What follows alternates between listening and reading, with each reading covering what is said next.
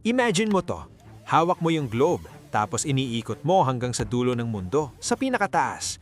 Makikita mo yung malaking tipak ng yelo sa pagitan ng Amerika at Europa. Yan ang Greenland. Mukha siyang tahimik, parang walang laman. Pero sa mata ng Washington, jackpot yan! Hindi lang basta isla, kundi shield, shortcut at treasure chest sa ilalim ng yelo. Reason number 1, missile shield at military high ground. Kung titingnan mo yung mapa na flat, parang malayo ang Greenland. Pero kapag globe ang ginamit mo, ibang usapan yan. Ang pinakamabilis na ruta ng mga missile mula Russia papuntang US, dumiretso sa North Pole. At siyempre, sa ibabaw mismo ng Greenland. Kaya nung Cold War pa lang, naging frontline na itong isla. Dito nakatayo ang Pituffik Space Base, dating Thule Air Base, isa sa pinakasikretong military outpost ng Amerika. May mga radar, satellite tracker at early warning system na nakatuon sa kalangitan 24/7. Kapag may missile na lumipad mula Russia, dito unang maririnig ang alarma. Ito yung unang bantay ng Amerika, literal na unang makakaalam kung may paparating na gyera nuklear. At ngayon, habang lumilinaw ulit ang kompetisyon ng mga superpower, mas critical na to. Ang Pentagon may bagong concept, tinatawag nilang Golden Dome, isang chain ng radar, interceptor base at defense shield mula Alaska, Canada hanggang Greenland. Isang dome na bubong ng Amerika laban sa threat sa North. Bakit dito? Kasi mas malapit sa Russia, kaya mas maaga ang warning time.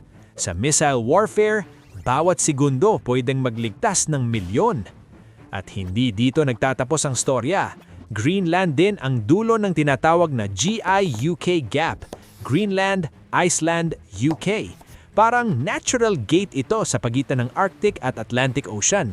Noong Cold War, dito tinutuktang ng NATO ang mga submarino ng Russia.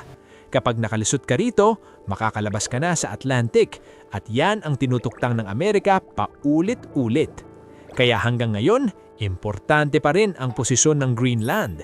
Dito nagsasanib ang langit, dagat at geopolitics. At sa militar, lokasyon ang tunay na power. Reason number 2, Arctic shipping lanes at ang umiinit na hilaga. Ngayon, usapang klima.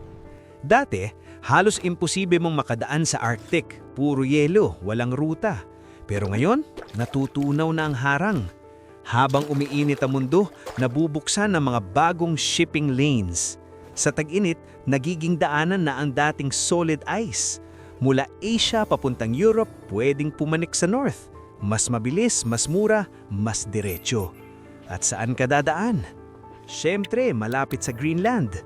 Kung dati nasa gilid lang siya ng mapa, ngayon nandun na siya sa gitna ng bagong global highway sa dagat. Kaya biglang nag-level up ang halaga niya. Parang nagising ang mundo na, wait, nasa gitna pala ng global trade to.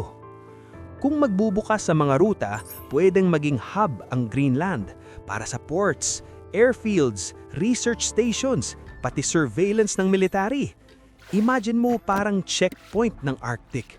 Lahat ng cargo, warship o Chinese icebreaker mapapansin. At dito nagsisimula ang power game. Kasi kung sino ang may control ng mga shipping lane na yan, siya rin ang may control ng global trade. Pero may plot twist. Ang Greenland, technically, parte pa rin ng Kingdom of Denmark. Pero may sariling gobyerno. Autonomous sila. Gusto nilang unti-unti maging totally independent. Kaya nung lumabas yung idea ni Trump noon na bilhin ng Greenland, parang what? Nakakatawa, oo. Pero para sa mga taga-Greenland, hindi joke yun. Parang sinading, for sale ang bayan mo. Sino ba namang matutuwa? At habang abala ang Amerika sa plano, pumapasok naman si China. Nag-aalok ng investments, gustong magtayo ng airport at mining projects. Para sa Washington, red alert yon. Hindi lang pera ito, geopolitics ito. Ayaw nilang may polar Silk Road si China sa backyard ng NATO. Kaya ngayon, 4 na panig ang nagtutunggali. Denmark gusto ng stability, Greenland gusto ng autonomy, US gusto ng access, China gusto ng influence, at sa gitna, isang malaking piraso ng yelo na biglang naging sentro ng mundo. Reason number 3, Mga minerals na magpapagana sa hinaharap. Ngayon, lumalim naman tayo. Literal. Sa ilalim ng yelo ng Greenland, nakatago ang isa sa pinaka-pinag-aagawang yaman ng modernong panahon. Critical minerals. Ito yung mga metal at rare earth elements na kailangan para sa lahat ng bagay. From cellphone batteries, wind turbines, EV motors, hanggang missiles at jet fighters. Kung mawawala to, titigil ang buong teknolohiya ng mundo. At guess what? May sangkatutak nito sa Greenland. Mga deposito ng lithium, zinc, neodymium, pati iba pang elements na sobrang essential sa green tech at defense tech. Isa sa pinaka-pinag-aagawang site, Tanbreeze Deposit, nasa timog ng isla. Bumibida dyan ang mga investors, parehang Western at Chinese. Kasi kapag nakuha mo ang resources dito, pwedeng gumaan ang dependency mo sa China. Bakit crucial? Kasi hawak ng China ang halos buong supply chain ng rare earths. Sila ang nagmimina, nagpo-process at nag-e-export. Kung gusto nilang pigilan ng shipment, kaya nila. At nagawa na nila yan dati.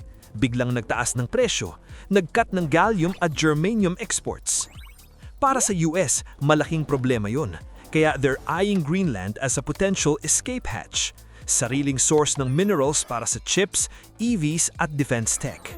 Pero, teka muna, hindi ganun kadali yan.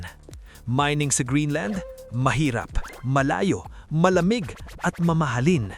Kulang sa daan, kulang sa port, kulang sa logistics. At higit sa lahat, delikado sa environment. Alam ng gobyerno ng Greenland na kailangan nila ng ekonomiya pero ayaw nilang sirain ang kalikasan. Nakikita na nila ang pattern, short-term profit, long-term damage.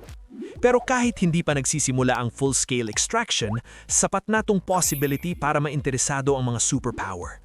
Kasi sa competition ng clean energy at high-tech, ang may hawak ng raw materials, siya ang may hawak ng future. At doon nakaangkla ang third reason, Greenland isn't just land, it's leverage. Tensyon, estratehiya laban sa mga tao. Pero habang pinag-aagawan ng mga malalaking bansa ang lugar, ibang usapan sa ground. Para sa karamihan ng Greenlanders, mga Inuit na nakatira ron for generations, mas mahalaga ang autonomy, kultura at kalikasan kaysa sa mga missiles o mining site. Kamunti na silang mawala ng boses noon. During World War II at Cold War, ginamit ng US ang lupa nila para sa military base. Minsan, puwersahang pinaalis sa mga pamilya. Sakit pa rin yun hanggang ngayon. Kaya ngayong bigla silang masa gitna ulit ng global spotlight, ayaw nilang maulit. Para sa kanila, hindi strategic asset ang Greenland. Ito ang tahanan nila. At ang tunay na hamon ngayon, paano mo babalansehin ang pangarap ng superpower laban sa karapatan ng maliit na populasyon na gusto lang mamuhay ng may dignidad? Yan ang tanong na hindi kayang sagutin ng missile o mining rig.